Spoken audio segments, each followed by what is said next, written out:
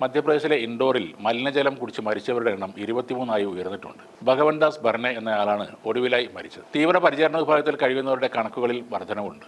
ജനുവരി 8-ന് 10 പേരും ജനുവരി 10-ന് 11 പേരും ജനുവരി 11-ന് 13 പേരുമായിരുന്നു ICUവിൽ ഉണ്ടായിരുന്നത്. ദിവസങ്ങളായി 3 രോഗികൾ വെന്റിലേറ്റർ സഹായത്താൽ കഴിയുന്നതായും റിപ്പോർട്ടുകളുണ്ട്. ദുരിതാശ്വാസ പ്രവർത്തനങ്ങളും പരിശോധനകളും പുരോഗമിക്കുമ്പോഴും ഏറ്റവും കൂടുതൽ ദുരിതം ബാധിച്ച ഭഗീരഥ് പുരയിൽ പരിഭ്രാന്തി തുടരുകയാണ്. കുടിക്കാനും പാചകത്തിനും ടാപ്പിലെ വെള്ളം ഉപയോഗിക്കുന്നത് വലിയ തോതിൽ നിർത്തിയതായും കുഴൽ കിണർ, കുപ്പിവെള്ളം എന്നിവയാണ് പകരം ആശ്രയിക്കുന്നതെന്നും താമസക്കാർ പറയുന്നു. ഉപയോഗിക്കുന്നതിന് മുമ്പ് ഈ വെള്ളം തിളപ്പിക്കുകയും ചെയ്യുന്നുണ്ട്. ഇൻഡോറിൽ മലിനമായ കുടിവെള്ളം കുടിച്ച് നിരവധി പേർ മരിക്കാനിടയ സംഭവത്തിൽ വലിയ തോതിലുള്ള പ്രതിഷേധമാണ് ഉയർന്നത്. കുടിവെള്ള വിതരണ സംവിധാനത്തിലെ അപകട സാധ്യതകളെക്കുറിച്ച് വർഷങ്ങളായി സർക്കാർ സർവേകൾ മുന്നറിയിപ്പ് നൽകിയിട്ടും അധികൃതർ അത് അവഗണിച്ചതാണ് ദുരന്തത്തിന് കാരണമായതെന്നാണ് വിലയിരുത്തൽ. കഴിഞ്ഞ മാസം പുറത്തിറങ്ങിയ കേന്ദ്ര സർക്കാരിന്റെ കണക്കുകൾ പ്രകാരം ഇൻഡോർ ജില്ലയിലെ ഗ്രാമീണ മേഖലകളിൽ സർവേ നടത്തിയ വീടുകളിൽ വെറും 33% പേർക്ക് മാത്രമാണ് കുടിക്കാവുന്ന നിലവാരത്തിലുള്ള വെള്ളം ലഭിക്കുന്നത്. മധ്യപ്രദേശ് മലിനീകരണ നിയന്ത്രണ ബോർഡ് 2016-17 നടത്തിയ പരിശോധനയിൽ ഭഗീരഥ് പുര ഉൾപ്പെടെ ഇൻഡോറിലെ പലയിടങ്ങളിലും ഭൂഗർഭജലം മലിനമാണെന്നും കണ്ടെത്തിയിരുന്നു.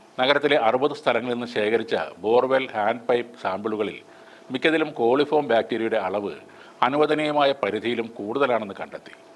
കുടിവെള്ളത്തിലേക്ക് ശുചിമുറി മാലിന്യം അടക്കമുള്ള മലിനജലം കലരുന്നത് മൂലമാണ് ഇത്രയും ഉയർന്ന അളവിൽ ബാക്ടീരിയകൾ കാണപ്പെടുന്നതെന്ന് വിദഗ്ധർ പറഞ്ഞിരുന്നു. പഴയ പൈപ്പ് ലൈനുകൾ, ശരിയായ ഡ്രെയിനേജ് സംവിധാനത്തിന്റെ അഭാവം, വെള്ളക്കെട്ട് എന്നിവ കാരണം ഇൻഡോറിലെ ഭൂരിഭാഗം സ്ഥലങ്ങളിലും ഭൂഗർഭജലം കുടിക്കാൻ ഒട്ടും അനുയോജ്യമല്ലെന്ന് റിപ്പോർട്ടുകളുമുണ്ടായിരുന്നു. 2023 വരെ തുടർച്ചയായി 7 വർഷം ഇന്ത്യയിലെ ഏറ്റവും വൃത്തിയുള്ള നഗരമായി തിരഞ്ഞെടുക്കപ്പെട്ടത് ഇൻഡോർ ആയിരുന്നു. കേന്ദ്ര ഭവന നഗരകാര്യ മന്ത്രാലയത്തിന്റെ വാർഷിക റാങ്കിങ്ങിൽ ഇൻഡോർ കാഴ്ചവെച്ച മികച്ച പ്രകടനം കാരണം 2024 മന്ത്രാലയത്തിന് സൂപ്പർ സ്വച്ഛ് ലീഗ് എന്ന പേരിൽ ഒരു പ്രത്യേക വിഭാഗം തന്നെ ആരംഭിക്കേണ്ടി വന്നു. പുതിയ വിഭാഗത്തിലും സൂറത്ത്, നവി മുംബൈ എന്നിവയ്ക്കൊപ്പം ഇൻഡോർ തന്നെ ഏറ്റവും മികച്ച പദവി നിലനിർത്തി. എന്നാൽ ഭഗീരഥ് പുരയിലെ മലിനജല ദുരന്തത്തെ തുടർന്ന് നഗരത്തിന്റെ ആ ശുചിത്വ പദവി ചോദ്യം ചെയ്യപ്പെടുകയാണ്. 2017 ഇൻഡോർ ആദ്യമായി ശുചിത്വ നഗരങ്ങളുടെ പട്ടികയിൽ 1-ാം സ്ഥാനത്ത് വരുന്നത്. 2023 റിപ്പോർട്ട് പ്രകാരം ഇൻഡോറിന് വാട്ടർ പ്ലസ് സർട്ടിഫിക്കേഷൻ ലഭിച്ചിരുന്നു. ശുദ്ധീകരിക്കാത്ത മലിനജലം നഗരത്തിലെ ജലാശയങ്ങളിലേക്കോ പുറത്തേക്കോ ഒഴുക്കി വിടുന്നില്ല എന്നാണ് ഈ പദവി കൊണ്ട് അർത്ഥമാക്കുന്നത്. എന്നാൽ ഇപ്പോഴുണ്ടായ ദുരന്തം ഈ അവകാശവാദങ്ങളെ എല്ലാം ചോദ്യം ചെയ്യുകയാണ്. കുടിവെള്ള പൈപ്പ് ലൈനിന് മുകളിൽ നിർമ്മിച്ച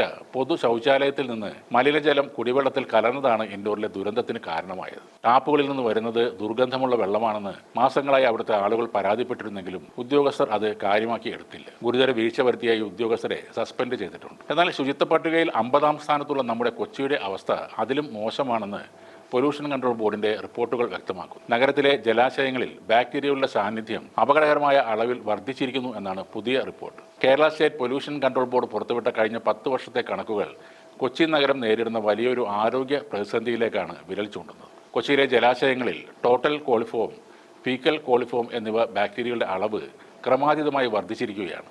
സെപ്റ്റിക് മാലിന്യങ്ങൾ നേരിട്ട് ജലാശയങ്ങളിലേക്ക് ഒഴുകിയെത്തുന്നതാണ് ഈ ബാക്ടീരിയകളുടെ പ്രധാന ഉറവിടം. പരിശോധന നടത്തിയ ആലുവ സ്റ്റേഷനിൽ ടോട്ടൽ കോളിഫോമും ഫീക്കൽ കോളിഫോമും റെക്കോർഡ് നിലയിലാണ് കാണപ്പെട്ടത്. നഗരത്തിലെ ഒരു കിണറിലെ വെള്ളം പോലും നേരിട്ട് കുടിക്കാൻ യോഗ്യം അല്ലെന്നാണ് വിദഗ്ധർ നൽകുന്ന മുന്നറിയിപ്പ്. കൊച്ചിയിലെ ജലം C കാറ്റഗറിയിലാണ് ഉൾപ്പെടുത്തിയിരിക്കുന്നത്. മഴക്കാലത്ത് സെപ്റ്റിക് ടാങ്കുകൾ കവിഞ്ഞൊഴുകി കനാലുകളിലും ഡ്രെയിനേജുകളിലും കലരുന്നത് ഈ സ്ഥിതി കൂടുതൽ വഷളാക്കുകയാണ്. വേമ്പനാട് കായലിന്റെ എറണാകുളം ഭാഗത്താണ് ആലപ്പുഴയേക്കാളും കോട്ടയത്തേക്കാളും കൂടുതൽ മലമൂത്ര വിസർജ്യ ബാക്ടീരിയകൾ ഉള്ളതെന്നും പഠനങ്ങൾ പറയുന്നു. മാലിന്യ നിർമ്മാർജ്ജനത്തിൽ തദ്ദേശ സ്വയംഭരണ സ്ഥാപനങ്ങൾ വീഴ്ച വരുത്തിയാൽ അത് കൊച്ചിയെ മറ്റൊരു ദുരന്തത്തിലേക്ക് കൊണ്ടുപോകും എന്നത് തീർച്ചയാണ്. കൊച്ചി മറ്റൊരു ഇൻഡോറായി മാറാനുള്ള സാധ്യതകളും ഏറെയാണ്.